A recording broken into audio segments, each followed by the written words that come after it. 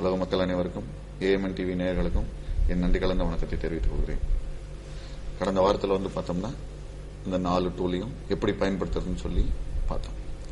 இன்னைக்கு உலகத்தில் இருக்கிற அத்தனை பேருக்கும் தொழிலில் நல்லா வரணும், நம்ம செல்வம் பெருக வேண்டும், நல்ல வீடு கட்டணும், நல்ல ஒரு வாகனம் வாங்கணும், நல்ல எல்லாரும் சந்தோஷமா இருக்கணும், குடும்பத்தில் இருக்கவங்க அத்தனை பேரும் சந்தோஷமா இருக்கணும், சொந்தக்காரங்க எல்லாரும் சந்தோஷமா இருக்கணும், ஃப்ரெண்ட்ஸ் எல்லாரும் சந்தோஷமா இருக்கணும், தொழில் செய்யற இடத்துல எல்லாரும் சந்தோஷமா இருக்கணும்.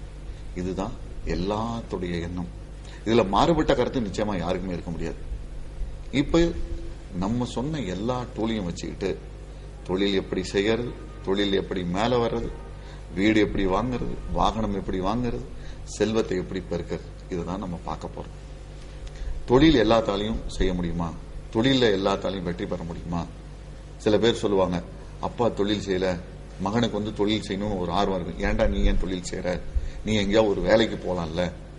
ஒரு வேலைக்கு போன அப்படின்னா ஒரு சேஃபான ஒரு சேலரி வரும், 20,000 25,000 30,000 உன்னுடைய லைஃபா சேஃபா லீட் பண்ணலாம்ல அப்படிமா. ஆனா அவனுக்குள்ள ஒரு எண்ணம், நான் தொழிலதிபர் ஆகணும், நான் மிகப்பெரிய தொழிலதிபர் ஆகணும், இந்தியாவிலே நான் தான் பணக்காரன், மிகப்பெரிய பணக்காரனா இருக்கணும், இப்படி ஒரு எண்ணம் எல்லாம் இருக்கும். அப்ப பேரண்ட்ஸ் போய் சொல்றப்ப அவங்கள டிஸ்கரேஜ் பண்ணி இது வேணான்ற ஒரு எண்ணத்துக்கு போய் அவங்களுக்கும் பிடிக்காம ஒரு வேலையில போய் சேர்ந்துருவாங்க. நம்ம இதுல தெரிஞ்சுக்க வேண்டிய ஒரே ஒரு விஷயம் என்னன்னா, எதுல அவங்களுக்கு இன்ட்ரெஸ்ட் இருக்கோ அதை என்கரேஜ் பண்ணுங்க, எதுல ஜெயிக்கணும்னு நினைக்கிறாங்களோ அதுல என்கரேஜ் பண்ணுங்க. இன்னைக்கு நம்ம பார்க்க போற டாபிக் தொழில். பல வகையான தொழில் இருக்குது. அப்ப இந்த பல வகையான தொழிலுக்கும் எண்ணம், வார்த்தை, காட்சிப்படுத்தல், மகாசக்தி, இதை பயன்படுத்த முடியுமா? ஆமாம், நிச்சயமாக பயன்படுத்த முடியும். முதலாவதாக நம்ம எடுத்துக்கலாம், எல்லாத்துக்கும் என்ன தேவை? பணம் தேவை. சில பேர்த்திட்ட பணம் இருக்கும், சில பேர்த்துக்கிட்ட போதிய பணம் இருக்காது. அப்ப எங்கேயா லோன் வாங்குற ஒரு சந்தர்ப்பம் வரும். அப்ப முதலாவதாக என்ன மாதிரி ஒரு தொழில் உங்களுக்கு வேண்டும்? இன்டர்நெட்ல பாருங்க, என்னுடைய பில்டிங் இப்படிதான் இருக்கணும், என்னுடைய ஆபீஸ் இப்படிதான் இருக்கணும், வெளியில இருந்து பார்த்தா என்னுடைய ஃபேக்டரி இப்படி ஒரு எலிவேஷனோட இருக்கணும். ஃபர்ஸ்ட் ஒரு பிக்சர் எடுத்து பிக்ஸ் பண்ணுங்க. ரைட், ஃபர்ஸ்ட் உங்களுடைய ஆபீஸ் எப்படி இருக்குன்னு பிக்ஸ் பண்ணிட்டீங்க.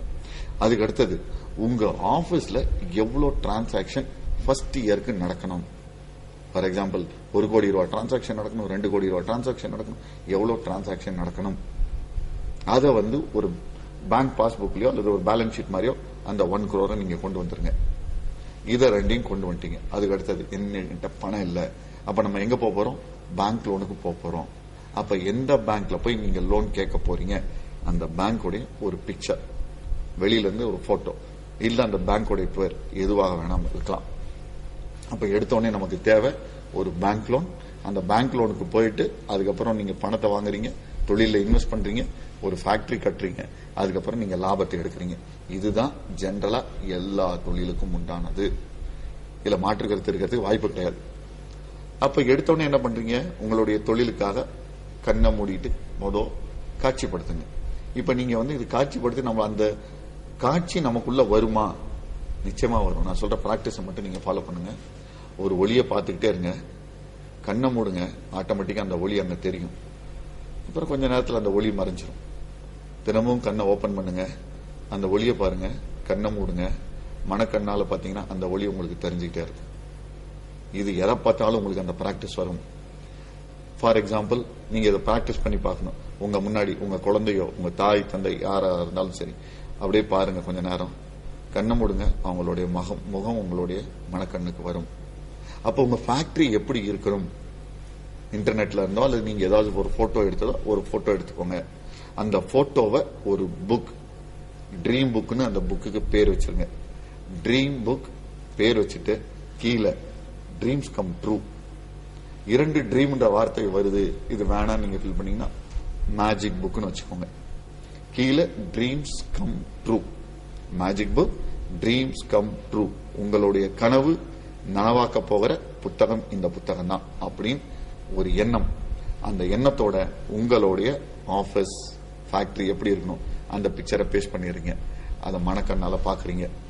என்னுடைய ஆபீஸ் இப்படிதான் இருக்கணும், என்னுடைய ஆபீஸ் இப்படிதான் இருக்கணும், என்னுடைய ஆபீஸ் இப்படிதான் இருக்கணும். நீங்க எந்த கார்ல போறீங்க, அந்த காரோடைய பிக்சர் என்ன கலர் எல்லாத்தையும் பிக்ஸ் பண்ணுங்க. காரோடைய பிக்சர் எடுத்து வச்சுக்கோங்க. அதுக்கு அடுத்தது நீங்க எந்த பேங்க்ல போய் லோன் கேட்க போறீங்க, அந்த பேங்கோட இது எவ்வளவு கேட்க போறீங்க அந்த அமௌண்ட் எழுதிக்கோங்க. Bank manager right, first time போய் நீங்க சந்திச்சிருப்பீங்க, அவர் எப்படி இருப்பாரு, கொண்டு வந்துட்டீங்க. இது எல்லாமே கொண்டு வந்ததுக்கு அப்புறம் நமக்கு தேவை லாபம். முதல் வருஷம் என்ன லாபம், பேலன்ஸ் ஸ்டேட்மெண்ட் போட்டா என்ன லாபம் வருதோ அந்த அமௌண்ட் எழுதிக்கோங்க. முடிஞ்சிருச்சு, உங்களுடைய மெட்டீரியல் ரெடி ஆயிடுச்சு. அப்ப முதலாவதாக கண்ணை மூடிக்கிட்டு நீங்க பேங்க் மேனேஜரை போய் பாக்குறீங்க, லோன் கேக்குறீங்க. என்ன அமௌண்ட் லோன் கேட்கிறாரோ நீங்க கேட்க போறீங்களோ அந்த லோனை சாங்ஷன் பண்ணி உங்களுக்கு கை கொடுக்கிறார். லோன் சாங்ஷன் ஆகனே என்ன ஒரு ஆனந்தம் இருக்கும், எவ்வளவு ஒரு சந்தோஷம் இருக்கும். அந்த சந்தோஷத்தை அப்படியே கொண்டு வாங்க. அப்ப நீங்க என்ன பண்ணிட்டீங்க, உங்களுடைய லோன் வாங்கிட்டீங்க. அந்த லோன் அமௌண்ட்டை கொண்டு வந்து பில்டிங் கன்ஸ்ட்ரக்ட் பண்றதுக்கு உங்களுடைய கான்ட்ராக்டர்கிட்ட கொடுக்குறீங்க. கொடுத்து முடிச்ச உடனே அந்த பில்டிங் உங்களுடைய ஃபேக்டரி வந்தோடனே எவ்வளவு அற்புதமா இருக்கு. அந்த படத்தை நீங்க எடுத்து வச்சிருக்கீங்க, அதை காட்சிப்படுத்திக்கோங்க. ரைட், பில்டிங் வந்துருச்சு, ஃபேக்டரி வந்துருச்சு. அடுத்தது ஃபேக்டரிக்குள்ள போய் நீங்க ஒர்க் பண்ற மாதிரி நீங்க உட்காந்துட்டு ஒரு போட்டோ, நீங்க உட்காந்துட்டு எழுதுற மாதிரி ஒரு போட்டோவை எடுத்து ஒட்டிக்கோங்க. சோ உங்களுடைய ஆபீஸ்ல நீங்க உட்காந்து உங்களுடைய ஒர்க் பாக்குறீங்க. அந்த கம்பெனியோடைய ஓனரா, கம்பெனியோட எம்டி, சிஇஓ, என்ன வேணா பேர், உங்களுக்கு பிடிச்ச பேர் வச்சுக்கோங்க. வச்சுக்கிட்டு நீங்க ஒர்க் பண்றீங்க. ரைட், ஒர்க் பண்ணி முடிச்ச உடனே அடுத்தது ஆஃப்டர் 1 இயர் உங்களுடைய 14-15 இந்த வருஷத்தோடைய bank balance statement, right, 1 crore லாபம் உங்களுக்கு வேணும், எழுதிருங்க. அப்ப ஆரம்பத்தில் உங்களுக்கு பணம் தேவைப்படுறதுல இருந்து கடைசியா உங்களுடைய லாபம் வரைக்கும் காட்சிப்படுத்திட்டீங்க. எண்ணம், இது வேண்டும் வேண்டும் வேண்டும் என்ற எண்ணம். அந்த மேஜிக் புக்கை ஃபர்ஸ்ட் எடுத்து ஓபன் பண்ணி முதலாவதாக காட்சிப்படுத்துங்க. பேங்க் லோன் வாங்கிட்டீங்க, கான்ட்ராக்டர்கிட்ட கொண்டு போய் பணத்தை கொடுக்குறீங்க. கான்ட்ராக்டர்கிட்ட கொண்டு போய் பணத்தை கொடுத்த உடனே அதுக்கு அடுத்தது அது என்ன ஆயிடுது, பில்டிங்கா வந்துடுது. உங்க ஆபீஸ்க்குள்ள போறீங்க, அற்புதமா ஆனந்தமா வேலை செஞ்சுட்டு இருக்கீங்க. அடுத்தது ஆடிட்டர் பேலன்ஸ் ஸ்டேட்மெண்ட் கொடுக்கிறார். இந்த வருஷத்து உங்களுடைய லாபம் 1 கோடி ரூபாய். அப்ப பாருங்க, இது எல்லாத்துக்கும் எவ்வளவு ஒரு ஆனந்தம் கிடைக்கும் உங்களுக்கு. அந்த ஆனந்தத்தை கொண்டு வாங்க. நீங்க நினைப்பீங்க, ஏன் சார் இது இவ்வளவு ஈஸியா இருக்குது, இதை செஞ்சா எல்லாரும் ஜெயிச்சிட முடியுமா? நம்ம வாழ்க்கையில ஒன்னு ஈஸியா கிடைக்கும்னா அதை செய்யவே மாட்டோம். இதையே நான் நீங்க செய்யறதுக்கு நீங்க 1 மணி நேரம் ஆகும், 2 மணி நேரம் ஆகும். இதுக்கு 1 லட்ச ரூபா 2 லட்ச ரூபா தேவைப்படும் அப்படின்னா பணத்தை ரெடி பண்ணிட்டு ஓடி வந்துருவீங்க. ஆனா ஈஸியா உங்களை ஜெயிக்கணும்னா அவ்வளவு சீக்கிரம் நமக்கு நம்பிக்கை வராது. உங்களுக்கு ஒரு எக்ஸாம்பிள் நான் சொல்றேன். என்னுடைய வீட்டுல மேஜிக் போர்டுன்னு ஒரு போர்டு வச்சிருக்கேன். அந்த போர்டுல எது ஒட்டினாலும் எனக்கு கிடைக்கும்ன்ற ஒரு எண்ணம். எனக்கு i20 கார் வாங்கணும்னு ஒரு எண்ணம். நான் i20 காரோடைய பிக்சரை கொண்டு போய் அதுல பேஸ்ட் பண்ணிட்டேன். போன மே 2013 கார் வாங்கணுன்ற எண்ணத்தோட எல்லா கார் கம்பெனிக்கும் போய் பார்த்துட்டு ஃபைனலா, ஆனா என்னுடைய மேஜிக் போர்டுல இருந்தது i20 கார். எல்லா காரையும் பார்த்துட்டு ஃபைனலா நிசான் புக் பண்ணிடலாம், நிசான் மைக்ரா புக் பண்ணிடலாம் அப்படின்னு போறப்ப என் ஃப்ரெண்டு போன் பண்ணி சொல்றாரு, ஏன் அவசரப்படுற, 1 இயர் கழிச்சு நீங்க வாங்கிக்கலாமே. அப்ப எனக்குள்ள என்ன நடந்துச்சுன்னு எனக்கு தெரியாது, அதை அப்படியே டிராப் பண்ணிட்டேன் மே 2013. அடுத்து மே 2014 இந்த வருஷம் எந்த கார் வாங்கலாம்னு யோசிக்கிறப்ப என்னுடைய மனைவி, நம்ம i10 கார் வாங்கிடலாம், நம்மளுடைய வீட்டுக்கு வர வேண்டிய அந்த சந்து சின்னதா இருக்குது, அதனால i10 வாங்கிட்டோம்னா தாராளமா வீட்டுக்குள்ள கொண்டா நிறுத்திடலாம்னு சொல்றாங்க. அந்த மேஜிக் போர்டுல இருந்தது அப்ப எனக்கு ஞாபகம் இல்லை. அப்புறம் i10 காரை வாங்கி வீட்டுக்குள்ள கொண்டு நிறுத்திட்டு ஒரு நாள் என்னுடைய நண்பருடைய கடைக்கு முன்னாடி போய் நிறுத்தினப்ப இன்னொரு நண்பர் கேட்டார், என்ன மகேஸ்வரன் i20 கார் வாங்கியிருக்கேன்ட்டு. எனக்கு ஆச்சரியம், நம்ம வாங்கினது i10, இவர் என்ன i20 கேட்கிறாரு. ஏன்னா காரை பத்தி நல்லா தெரிஞ்சவர். அப்புறம் போய் பார்த்தா அதோடைய ஷேப் i20 மாதிரியே இருக்குது. பழைய i10 ஷேப் வேற, இந்த i10 ஷேப் வேற. எனக்கு ஆச்சரியப்பட்டு மறுபடியும் அந்த மேஜிக்கல் போர்டை போய் பார்த்தா எக்ஸப்ட் அந்த i20 தவிர அந்த கலர்ல இருந்து எல்லாமே மேட்ச் ஆயிடுச்சு. இந்த மாதிரி என்னுடைய வாழ்க்கையில நான் மேஜிக் போர்டுல என்ன ஒற்றனோ எனக்கு கிடைக்கும். எனக்கு கிடைக்கிறதா நான் உங்களுக்கு சொல்றேன், நீங்க பயன்படுத்துங்க. இன்னொரு சந்தர்ப்பத்தில் என்னுடைய நண்பர் அவர் சும்மா ஆபீஸ்ல இருக்க அவருடைய வீடு எப்படி இருக்குன்னு பிளான் எல்லாம் போட்டிருக்கிறார். ஏன்னா எல்லாத்துக்கும் பாத்தீங்கன்னா யாரெல்லாம் வீடு கட்டணும்னு எண்ணம் இருக்குதோ, ஃப்ரீயா இருக்கிறப்ப நம்ம வீடு இப்படி இருக்கணும் இப்படி இருக்கணும் இந்த எண்ணம் எல்லாம் இருக்கும். என்ன இருந்து பிளான் எல்லாம் போட்டு வச்சுட்டார். ஃபைனல் பண்ணி ஒரு இதுதான் நம்மளுடைய பிளானா இருக்கணும் அப்படின்னு முடிவு பண்ணிட்டார். முடிவு பண்ணிட்டு அதை பத்தி மறந்துட்டார். அந்த மேட்டரே மறந்துட்டு அது எல்லாத்தையும் வந்து இந்த ஒரு ஃபைல போட்டு எல்லாம் வச்சுட்டாரு. வீட்டை வந்து அந்த ஃபைலையும் வந்து பழைய ஃபைல் ஆயிடுச்சுட்டு தூக்கி பரன் மேல போட்டார். அப்புறம் அவர் வீடையும் கட்டிட்டார்.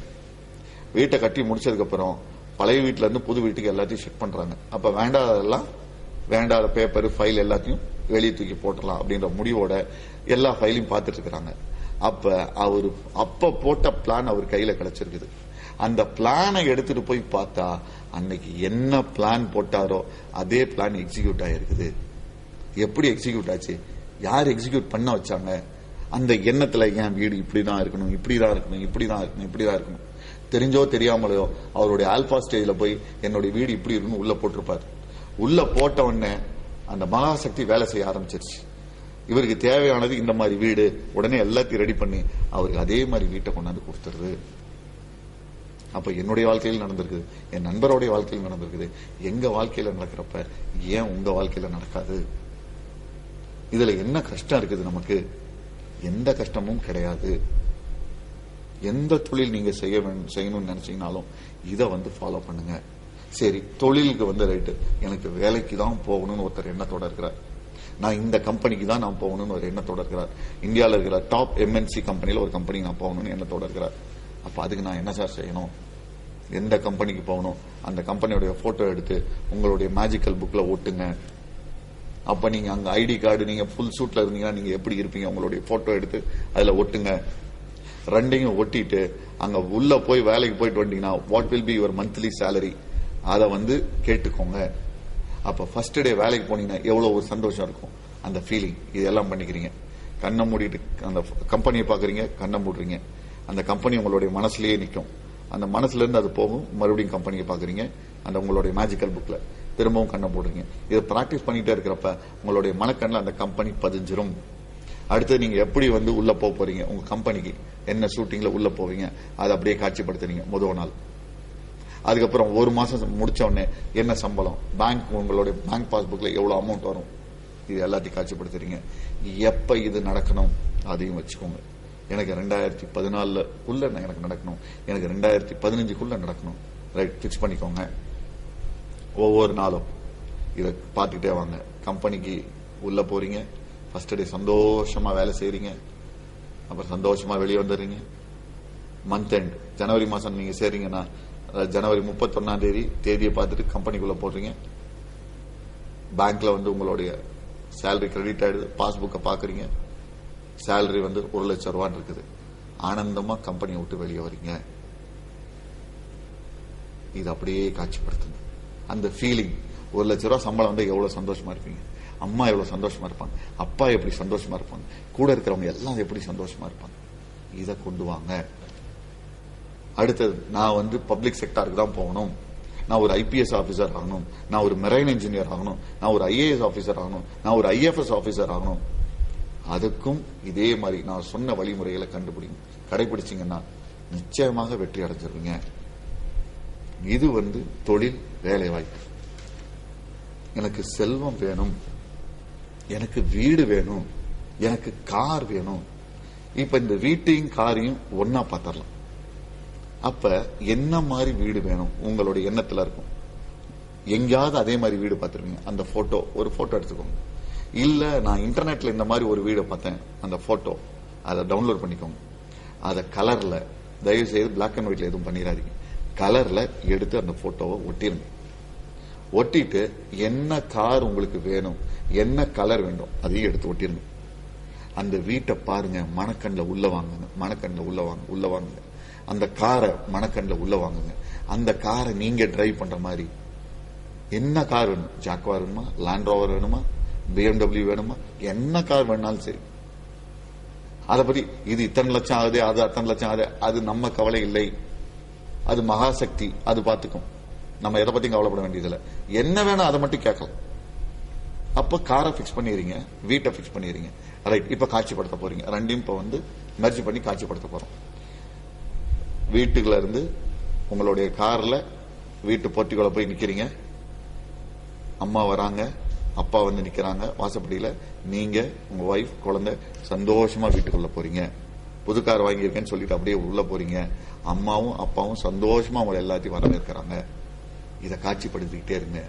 கார் உள்ள போகுது, என்ன கலர் கார் எல்லாமே, நீங்க உங்க ஒய்ஃப் உங்க குழந்தைங்க உள்ள போறீங்க, உங்களுடைய பேரண்ட்ஸ் வீட்டுக்குள்ள இருந்து வெளியே வந்து வாப்பா நல்ல கார் வாங்கியிருக்க, வாப்பா உள்ள வாப்பா அப்படின்னு நீங்க ஃபேமிலியோட உங்க அப்பா அம்மாட்ட ஆசீர்வாதம் வாங்குறீங்க. இதை மறுபடியும் மறுபடியும் மறுபடியும் காட்சிப்படுத்திக்கிட்டே வாங்க. நீங்க அதே போல வீடு, அதே கார் நிச்சயமாக உங்களுக்கு கிடைச்சிடும். இதுல எந்த சந்தேகமும் கிடையாது. வீடு சில பேர் சொல்லுவோம், எங்களுக்கு ஒரு சின்னதா ஒரு 600 சதுரடியில வீடு தான் போதும். ஏங்க கஞ்சத்தனம் பண்றீங்க? கடவுள் நிறைய கொடுக்கணும். நீங்க 6000 சதுரடியில வீடு வேணும்னு கேளுங்களேன். ஏன் 600 சதுரடியில வீடு வேணும் போதுன்றீங்க? ஏன் நல்லா நீங்க வாழ்க்கையில இருக்க போற இந்த நாட்கள் சந்தோஷமாக இருக்க வேண்டாமா? 6000 சதுரடியில வேணும்னு கேளுங்க. இப்படிதான் என் வீடு இருக்கணும்னு காட்சிப்படுத்துங்க. கார் சொல்லுவோம், எனக்கு ஏதோ ஒரு லோன் போட்டு ஒரு செகண்ட் ஹேண்ட் கார் இருந்தா போதும். ஏன் கேட்கறதுல கூட கஞ்சத்தனப்படுறீங்க? எனக்கு பெரிய காரா வேணும்னு சொல்லி கேளுங்க. ஒரு மெர்சிடைஸ் பென்ஸ் வேணும்னு சொல்லி கேளுங்க. ஒரு ஆடி வேணும்னு கேளுங்க. ஒரு லேண்ட் ரோவர் வேணும்னு கேளுங்க. ஒரு ஜாக்வார் வேணும்னு கேளுங்களேன். அப்படி நல்லா கேளுங்க. என்னைக்கா கடவுள் இது கேட்காத, இது கேட்டா நான் தரமாட்டேன் என்னைக்கா சொல்லியிருக்காரா? நிச்சயமாக சொல்ல மாட்டார். நாம கேட்கல, கொடுக்கல. கேட்டா கொடுத்துருவார். அப்ப இருக்கிறதுலயே வேர்ல்டுல பெஸ்ட் எது பிக்ஸ் பண்ணுங்க. உலகத்திலே பெஸ்ட் ஹவுஸ் அதை பிக்ஸ் பண்ணுங்க. உலகத்திலே பெஸ்ட் கார் பிக்ஸ் பண்ணுங்க. அந்த கார்ல நீங்க போய் இறங்குறீங்க, வீட்டுக்குள்ள போறீங்க. அப்ப ஆனந்தமா உள்ள போறீங்க. பேரண்ட்ஸ் உங்களை ஆனந்தமா உள்ள கொண்டு வராங்க. அப்ப யோசனை பண்ணி பாருங்க, இது எவ்வளவு ஒரு மகிழ்ச்சியான ஒரு விஷயம். நினைக்கவே எவ்வளவு சந்தோஷமா இருக்குது. ஒரு சந்தோஷமான நிகழ்ச்சி எங்கேயாவது நடந்திருக்கும், என்னைக்காவது நடந்திருக்கும். திடீர்னு நினைச்சு பார்த்தா நம்மளே அறியாம சிரிப்போம். எப்படி சிரிச்சோம்? அன்னைக்கு நடந்ததை நினைச்சோம், சிரிக்கிறோம். அடுத்து நடக்க போறதை நீங்க நினைக்க போறீங்க. அன்னைக்கு இருக்கிற மகிழ்ச்சியை இப்ப கொண்டு வர போறீங்க. அப்ப பாத்தீங்கன்னா உங்க உடம்புல இருந்து வர்ற அந்த ஃபீலிங், அந்த வைப்ரேஷன் உங்களுடைய மகாசக்தியை ட்ரிகர் பண்ணி விட்டுரும். என்ன வேணுமோ அது எல்லா இடத்துக்கும் போய் உங்களுக்கு தேவையானதை கொண்டு வந்து அந்த இடத்துல நிறுத்திடும்.